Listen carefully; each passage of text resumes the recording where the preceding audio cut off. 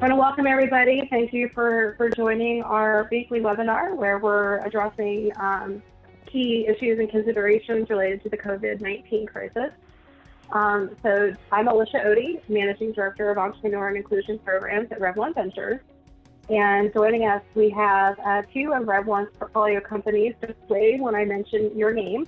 We have Nathan Hirt, CEO of Healthy Roster, and we have Dave Billiter, CEO of Deep Lens.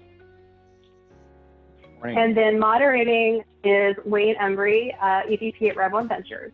So just so you all know, this is webinar format where participants can take advantage of the Q&A window at the bottom of their screen to ask questions that we can answer live as we go forward, but participants cannot speak or start video. So you can also raise your hand if you want to get my attention or send me a direct message. So let's go ahead and start out with Nathan, and then we'll move to Dave. Just take a few minutes to tell us about your business and how you're shifting your focus or operations to respond to the COVID-19 crisis. Sure. So Healthy Roster is a EMR and telehealth solution for sports medicine. So basically, we provide software to hospital systems who give it out to their athletic trainers who are usually on staff at high schools and colleges taking care of athletes. And so basically, when everybody got sent home to work from home, so did all the schools. And, you know, we were immediately forced to figure out how to support our athletic trainers when they weren't able to, you know, obviously deal with their athletes in person. And so our telemedicine pieces, our features, you know, we have live telehealth, or we have live video and live chat. Our live chat was used pretty well, but the video part was not. And so in a matter of, I think, 10 days, we went from, you know, the entire month before, maybe 500 minutes of video being utilized to over 17,000 minutes of video being utilized. So it immediately went from 0 to 100 within a week. And so we spent a really big portion of our first week or two just messaging out to our customers how to use features they might not have necessarily had a dramatic need to use the day before, but as soon as everybody was, you know, sent home for shelter at home, it became the thing they needed. And so that was step one for us, is just really communicating with our customers about features they might not have been using on a regular basis that now they were absolutely using on a regular basis. Okay, thank you, Dave. Yes, good morning. Thank you, Alicia. So Deep Lens, we are a clinical trial patient screening and identification platform. And, you know, we work heavily with the healthcare systems, but for those, you know, healthcare systems, community hospitals, those groups that are actually running clinical trials, you know, our current focus was all focused on oncology. I think what's interesting about our company is we actually give the technology to the providers, so the healthcare systems, community hospitals. We give them the technology because our business model where we monetize is actually on the biopharma sponsors. So the big pharma companies, even biotechs that are sponsoring and running the clinical trials. I think, you know, for us, this time that we're currently in, I would say there's still a level of uncertainty. You know, our communication with the healthcare providers, and, you know, our communication with the sponsors that are running their trials, I would say they're all still trying to get their arms around this. Some hospital systems are continuing to, I would say, identify and screen and try to get patients on trials, but a majority of them are really just trying to stay real focused just to make sure that patients that are, you know, on those trials are just getting their treatments.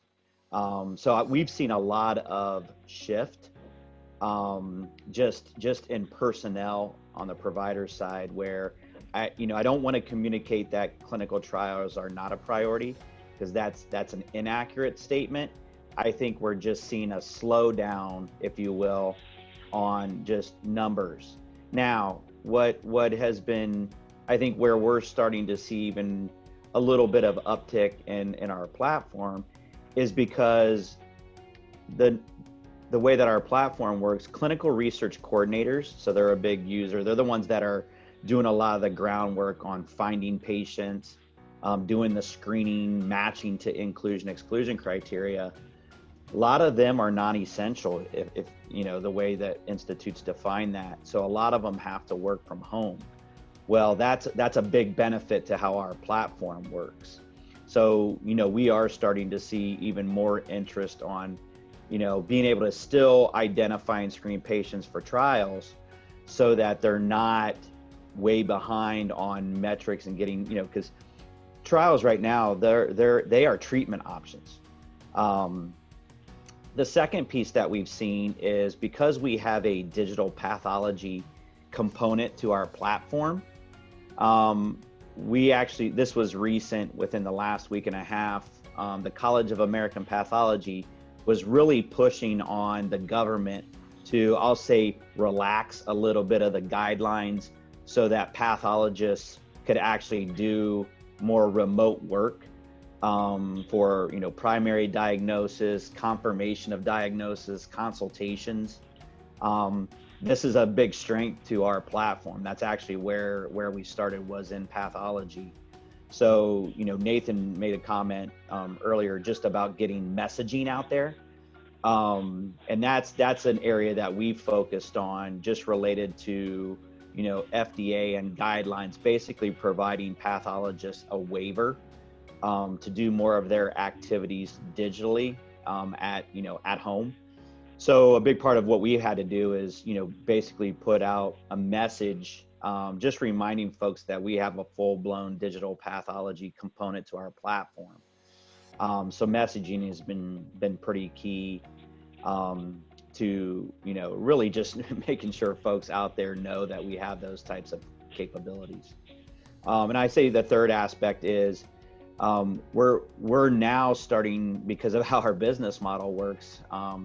I was on a call yesterday with a very large comprehensive cancer center, and even though some things are slower, if you will, on the trials, they basically communicated to me, "Hey, Dave, if you're working with your pharma sponsored partners and they're looking at pushing out, their COVID-19 trials, let us know." And I will say that plays into even our business model, on where we basically say we play matchmaker between pharma sponsors and trials that they're running, with providers that are looking to run those specific trials. So I think, from a technology stack, we already have all these capabilities. Some of this is, just basically repurposing, or again, getting the messaging out there that targets associated with, COVID-19 currently. Nathan, when you look at sort of what happened, quickly in the initial response of, go home, work from home, school from home, those aspects of this, and the level of, lack of clarity and certain level of uncertainty with respect to what normal looks like when we return, how are you baking that into Healthy Rosters plans going forward for not just product, but also service to customers and the providers? Yeah, so when the schools go back is probably about the same time that everybody's going to be able to not work from home. So we anticipate it being about the same period of time. And when the schools go back, that generally will reset how sports medicine, the sports medicine year. So we're actually very cyclical with our sales cycles. And it matches up with the school years, both on the high school and the college side. So sports medicine departments at hospitals and ortho groups, they buy in the spring and summertime. So we're facing uncertainty as far as what the buying cycle will look like for us in a period of time where no one is at school and they're not thinking about the next school year because they're not sure when it's going to start yet. So what we're anticipating is that there'll be some type of buffer / pushback on our normal sales cycle. So instead of closing our deals in June and July and then launching everybody at the end of July and August for the next year, we think that's going to be pushed back 30 to 60 days. With any luck, schools will go back, somewhere relatively around the same time, maybe September, right around the September mark. So there'll be some impact to us. We're anticipating once the schools get back, though, we have a core platform that is necessary to take care of those kids. So if school goes back or when school goes back, then it's kind of business as usual, and people are going to need to use the software on a daily basis to log and track all the injuries. So we're still in this period of time where we're like, well, when school gets back into play is when our business might start to rebound and look more normalized, if that makes any sense. When you kind of look at where you are and the other potential adjacencies around the core business, are there opportunities that you believe you can backfill from a revenue, or at least from a connection to providers and customers? Yeah, so that's a great question. And what we found, two things. One is we decided right away that we wanted to put into play a COVID response, something that helped our core customers, who are athletic trainers, deal with what they were facing, which was not being with their athletes, an immediate break from spring sports where there were injured athletes that they were dealing with on a daily basis. And because, they were sent home that next day, they couldn't connect. So within 2 or 3 days, we opened up our platform for any athletic trainer that wanted to utilize our system. They could do so for free from now until July 1st. And we did that so that anybody who was left dealing with a situation where they might not be our customers, so they didn't have telemedicine, they could immediately start using it, upload their athletes, and start communicating with their athletes who were dealing with injuries. So we put that into play immediately, with the sole goal of trying to support the community of athletic trainers, our core customers, and just give them a resource. And if they want to convert after that, then that's a benefit. And if they don't, then that's completely optional. We didn't take any credit card information. We just opened up the platform. What we immediately found is that not only did athletic trainers, they appreciated that and wanted to do it, so did physical therapists. And so for the very first time, PTs, who obviously do all of their work primarily with you in clinic, were also dealing with this. Oh my gosh, I don't have my patients in front of me. How do I continue rehabbing them from either sports injuries or just surgical injuries? People getting new knees or new hips or whatever it may be. Any kind of physical rehab is usually done in person. And on top of that, most of the insurance companies don't reimburse for telehealth rehab. And so what happened with COVID is everybody got sent home. Nobody was coming into clinics. And so there was this void. And the PTs were like, well, how do I survive this? Because a lot of the retail PT clinics were just laying their people off. A lot of the hospital or orthopedic PT clinics were struggling with how to keep their PTs engaged with their patients. We got a benefit from the government. They relaxed the PT telehealth laws and regulations. The insurance company stepped up and said, we'll reimburse you the same way as if they were in person. And so then what we did is we opened up our COVID-free program to all PTs as well, and just said, look, use this through July 1st, just like our ATs are doing it, and see if you can find benefit in our telehealth features. And that's been going really well. We had over 100 PTs sign up the first few days, and our goal now is to see, is this a viable market for us to extend into? And there are a lot of qualifiers to that. Will COVID, will that drive a mainstream acceptance of telemedicine? We all think yes, but will insurance companies continue to reimburse for telemedicine like they are now and during the COVID pandemic crisis? We don't know. So what we did is we said, let's just open up the platform. Let's get as many people introduced to Healthy Roster. PT is very similar to AT. They're all usually underneath the same sports medicine kind of structure at hospitals and orthopedic clinics. So yeah, that's how we're going to look at maybe, this delay in sports medicine buying periods. We might be able to increase the number of user seats after we move forward July 1. Great. So Dave, you already alluded to this a little bit from the fact that the core platform for DeepLens is a pathology workflow and system. And now looking at the shift in emphasis towards COVID and infectious disease, kind of two parts to this question. Yeah. One, how do you, lack of a better way of putting it, capitalize on that? But also, how, given now that we're all working virtually with a vengeance, how do you incorporate that into the whole concept of virtual clinical trials? Yep. At a level that maybe hospitals and sponsors may not have been comfortable with prior. Sure. No, it's we actually discussed this, I think, daily, Wayne. Related to pathology, one of the things that we've seen is we have a function within I would say more the digital pathology module of the platform that focuses on what you call tumor boards, right? And tumor boards are run at all hospitals, and it's those unique cases that oncologists, pathologists, radiologists, they all get in the same quote unquote same room and go over the case, right? Or that specific individual.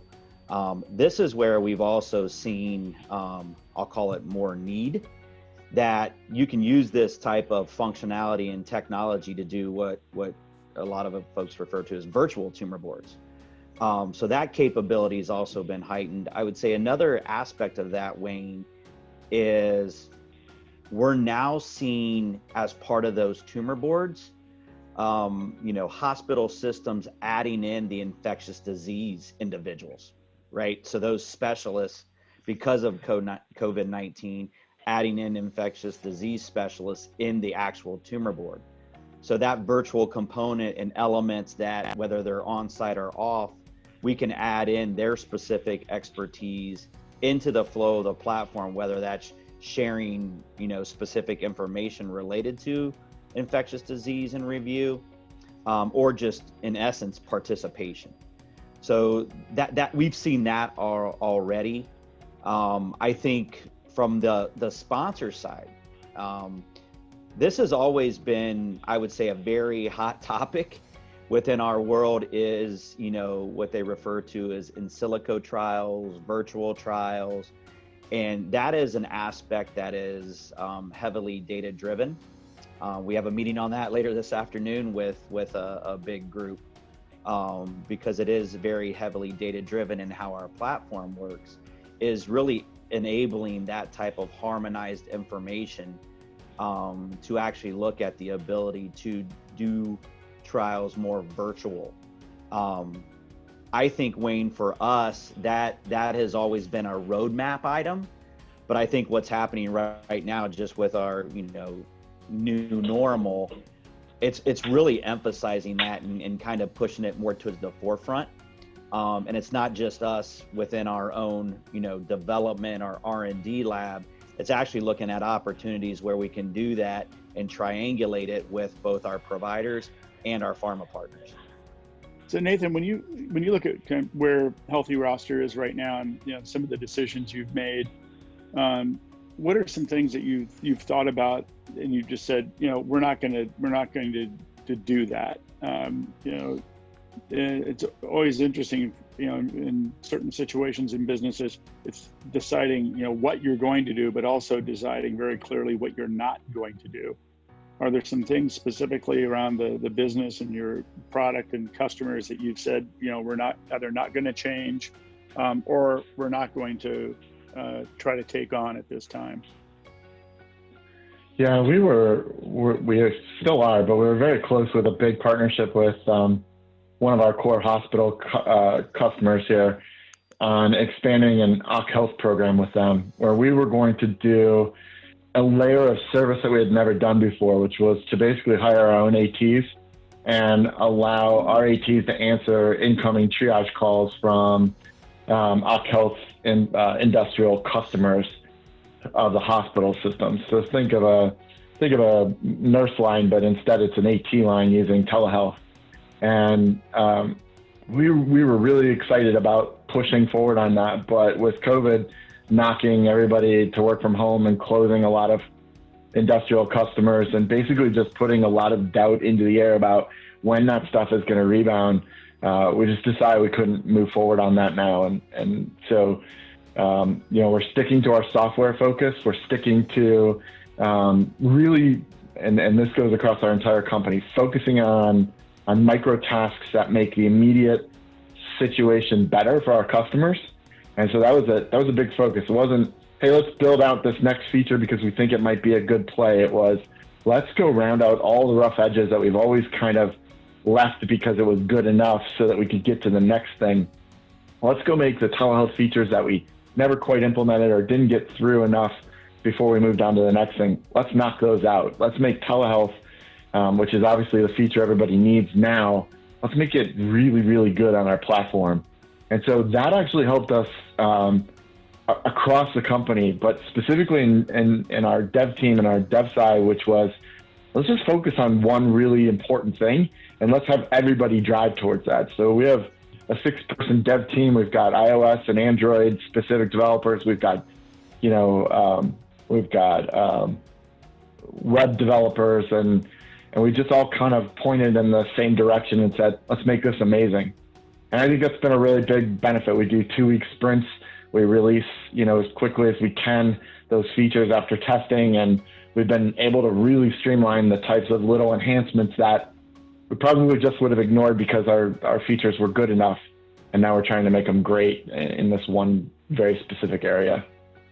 How's that affected the team in terms of that, being able to have that kind of focus? It's done amazing things, believe it or not. I think the dev team has felt energized because they're all focusing on the same thing together as a team.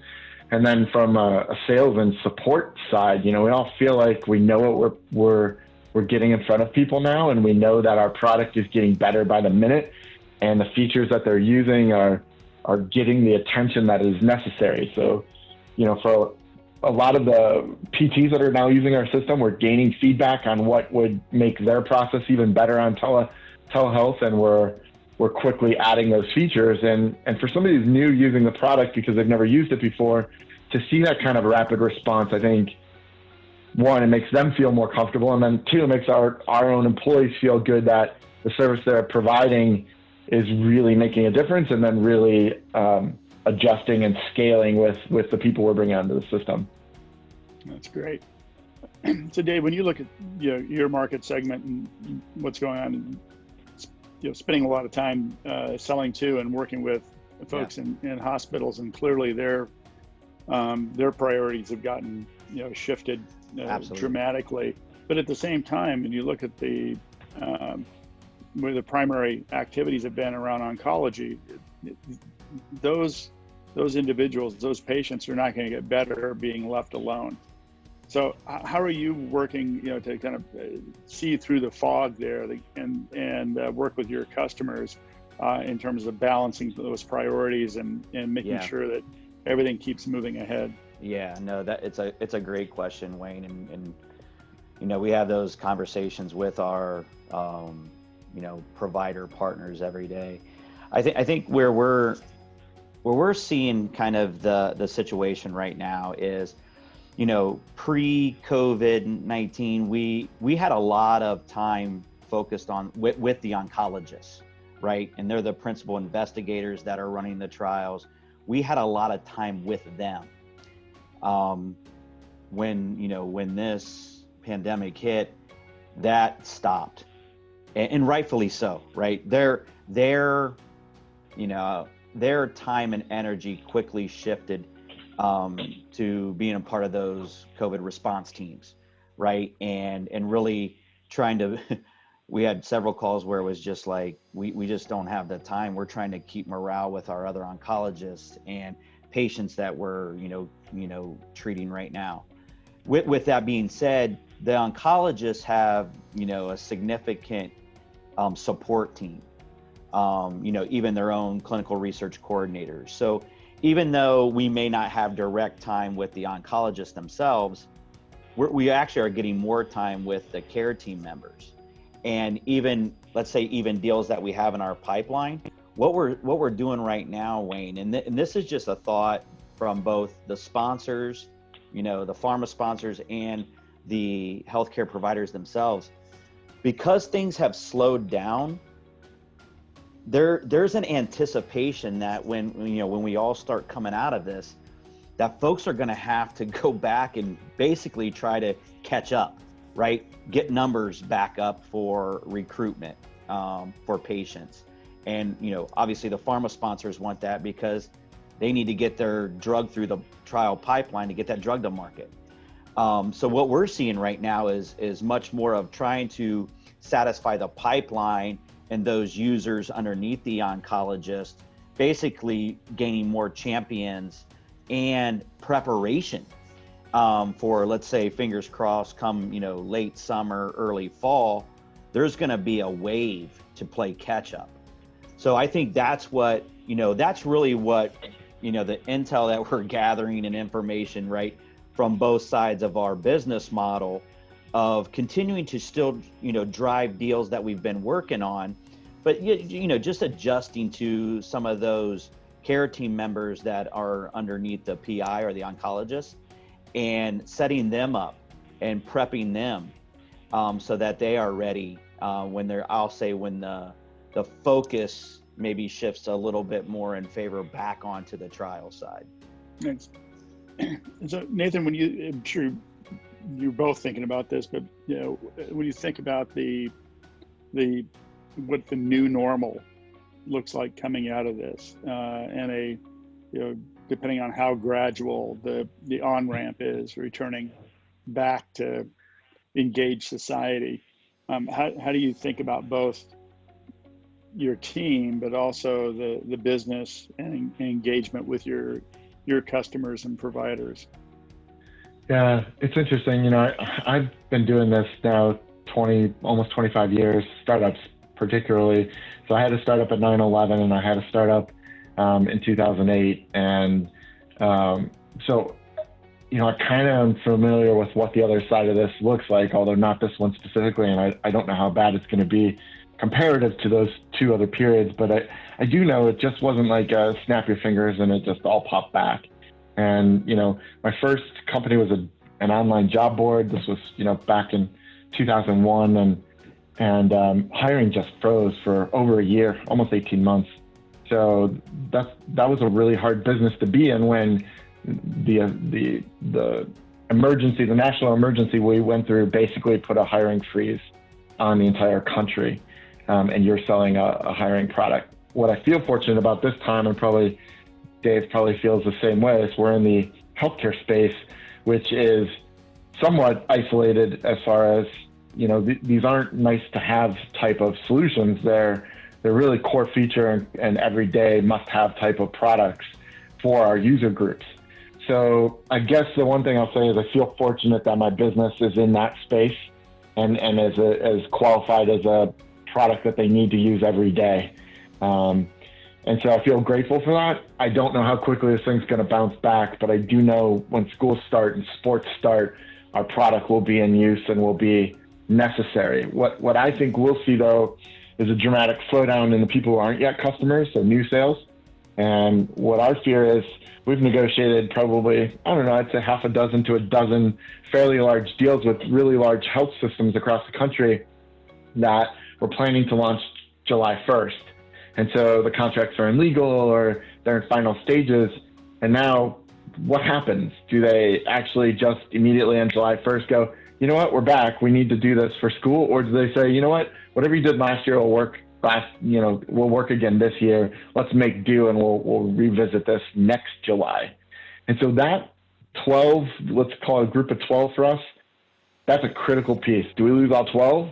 Do we lose half of them? Do we lose a quarter of them? Or do we lose none of them? And that unto itself judges how hard this will hit us as we kind of move forward. I think our churn will remain consistently low because it's an everyday tool. It's those new group of sales that we were counting on in July that now become the big guessing game for us.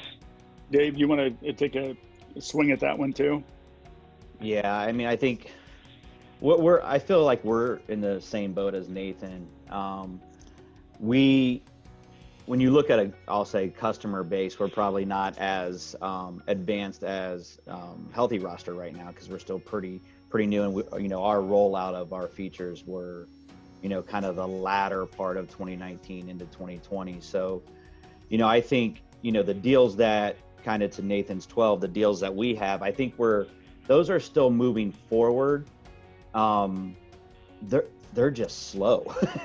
They're just slow right now, just because of, I would say, commitment and resources, really on the provider side. Now, what's interesting, Wayne, for us, we do see, where we monetize, which is on the pharma sponsor side, our discussions have actually increased, which I think is very good, because I think it's somewhat driven some of our messaging with how our product works and how it increases screening and identification, that now some of those deals that were slower, we've seen an increase on them wanting to move forward, and even taking, whether we have one or two different providers, they want to increase on just the number of trials that we're supporting for that specific pharma group.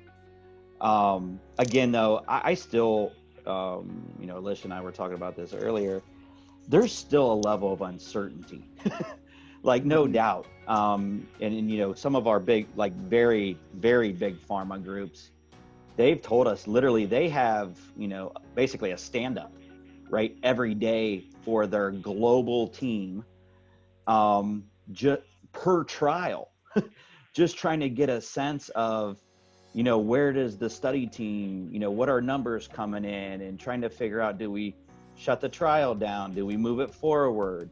So I think that's an everyday communication factor that comes into play. And, I think we're fortunate that we've built very strong relationships on both sides of our business model, that allow us to get that information.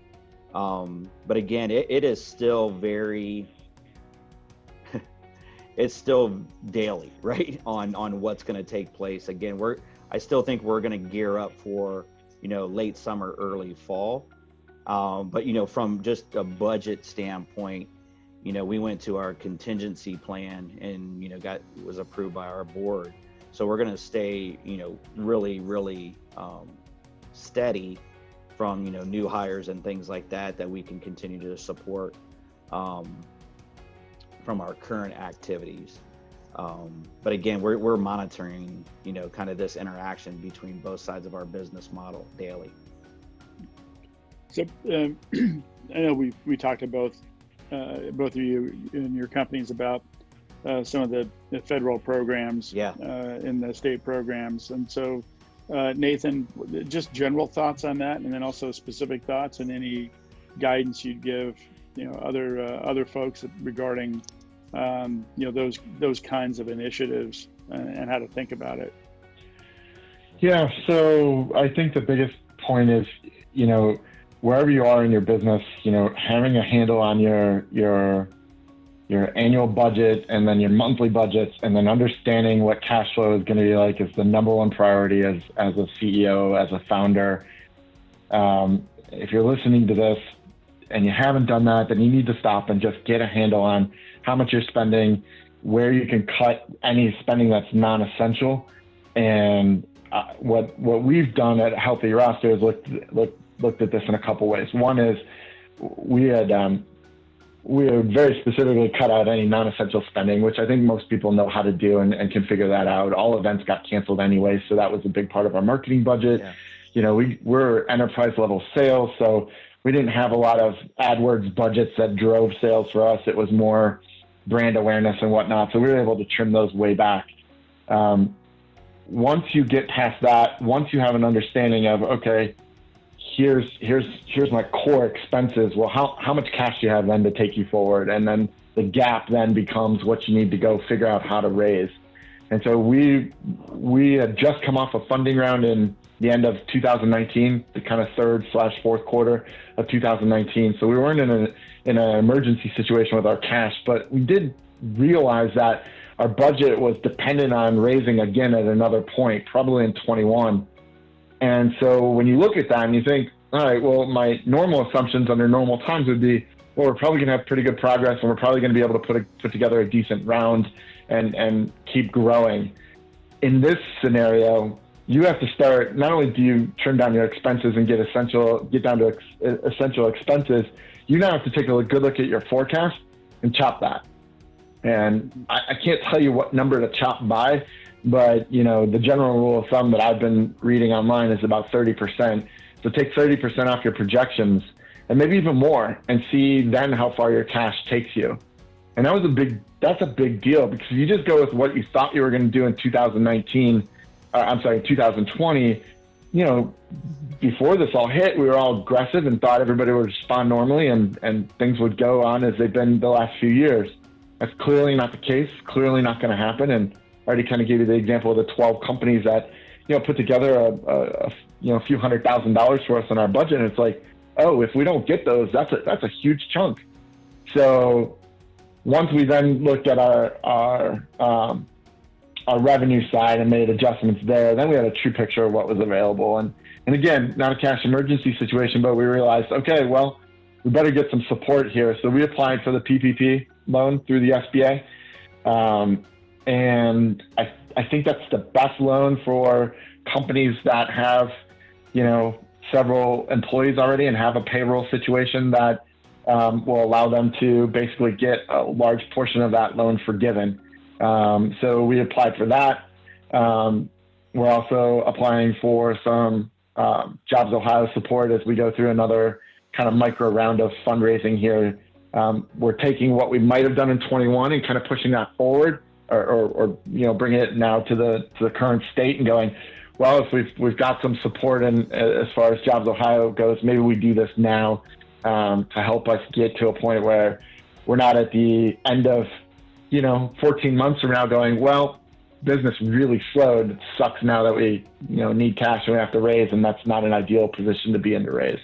That's kind of how we're looking at it. Dave, what about you? Yeah. One, I feel, for Deflens, I feel we're very fortunate to our current financial situation. We did a pretty large Series A in 2019, and we haven't been crazy aggressive with our dollars following that Series A. And then, I would say another decision that turned out to be a good one for us. We did get approved for a loan in 2019. So we recently, and this was based upon board discussions as well, went back to the bank and, pulled that money down, which they approved and wired pretty rapidly. So, I think for us, I do feel very fortunate, and Nathan hit it, right? So these decisions were more about, hey, let's really break all this down, having discussions with our accountant, having discussions with our legal team, as many of you, and I will, compliment Rev One, those sessions that we have on these new federal programs coming out are incredibly helpful and insightful. That I've personally used as a CEO with discussions that we have internally to just understand, should we go after the PPP program? Should we not? Are there potential ramifications down the road if, let's say in a scenario, we're pretty well funded and, cash in our bank, and, how does that look that we go after it? So I think all these have been in consideration. And I think, Nathan hit on it as well. And we did the same exercise. We basically called it our Corona model, right? And look at financials and I wouldn't say so much cuts, but it was where, if we wanted to be super aggressive and, we wanted to ramp up, our sales force and really start cranking on our marketing engine. Those are things that we did not do. Just knowing, forecasting and looking at slowdowns. Another aspect too, and Nathan, you may have went through this, just really looking at our KPIs for 2020. and having some very really tough discussions behind the scenes with everybody, knowing that we still have goals for 2020 and supporting, our true north, but, what was realistic in that, and, having those communications even at a board level.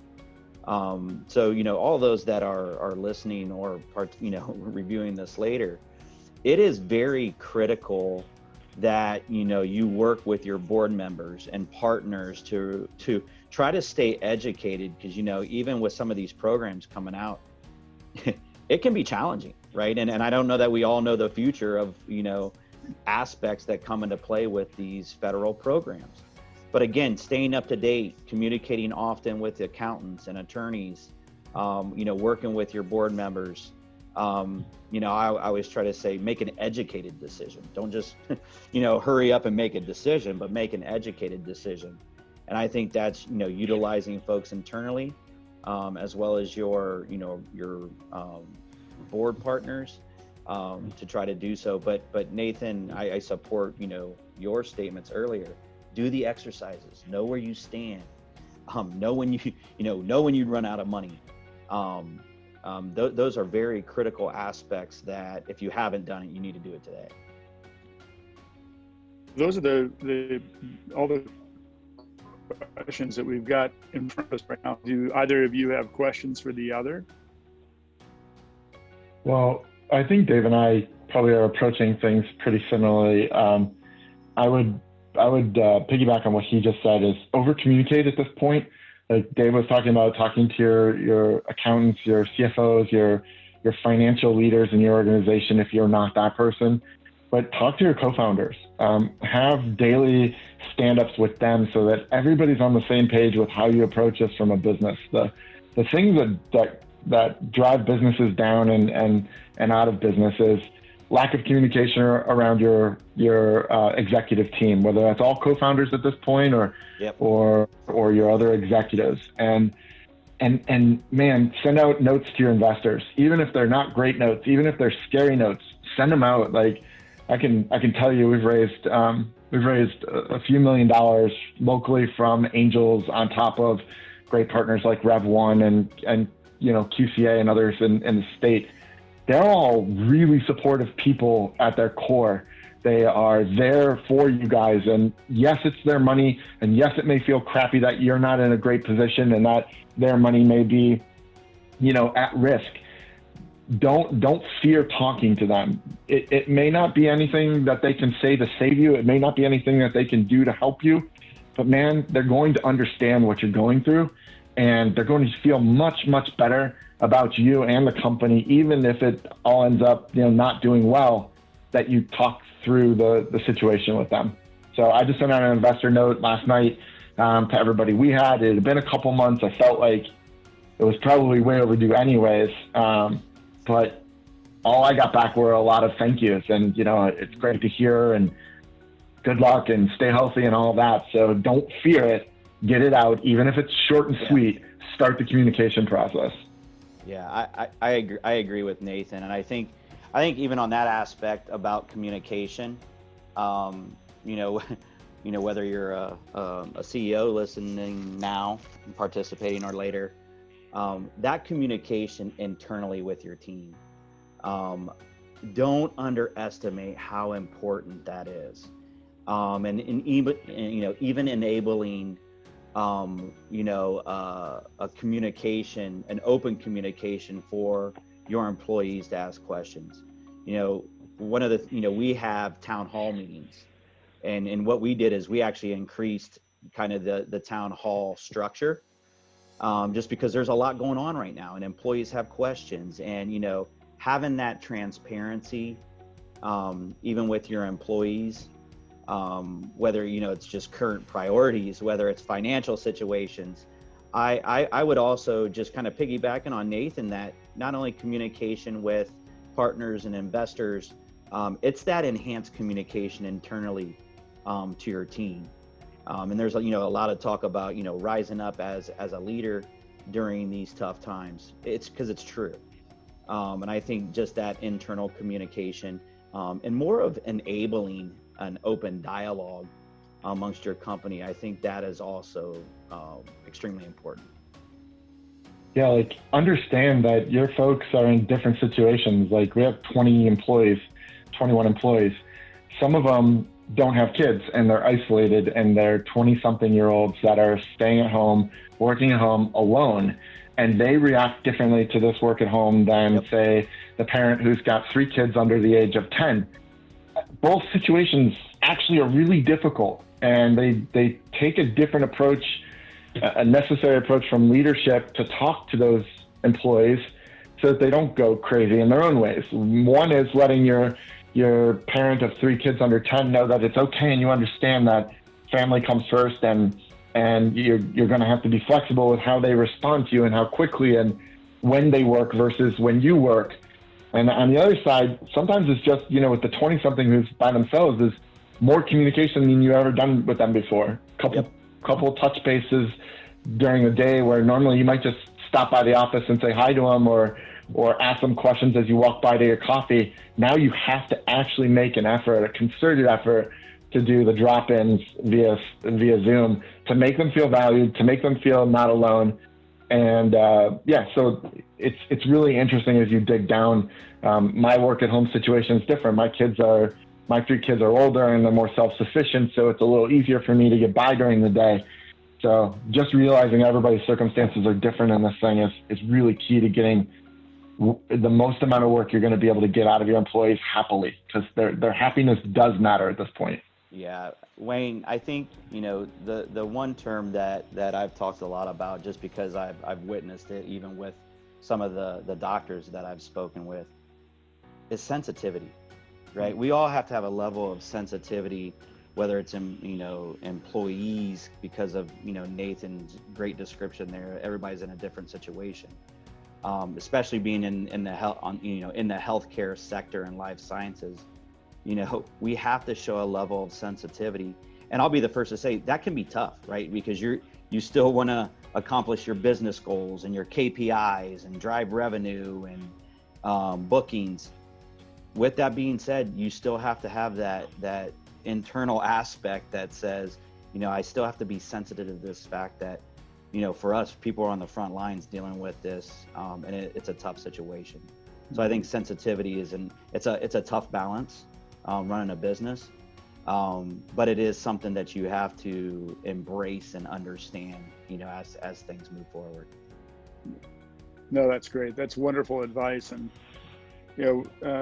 Nathan and Dave, thanks for your time, your candor, your willingness to engage with us in the community. We value that very much, and wish you both the best. And we'll be talking to you soon, I'm sure.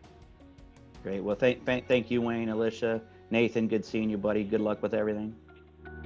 Likewise, Dave, and thanks, Alicia, and thanks, Wayne. You bet. Thanks, everybody. Thank you. Bye-bye. Bye. Bye.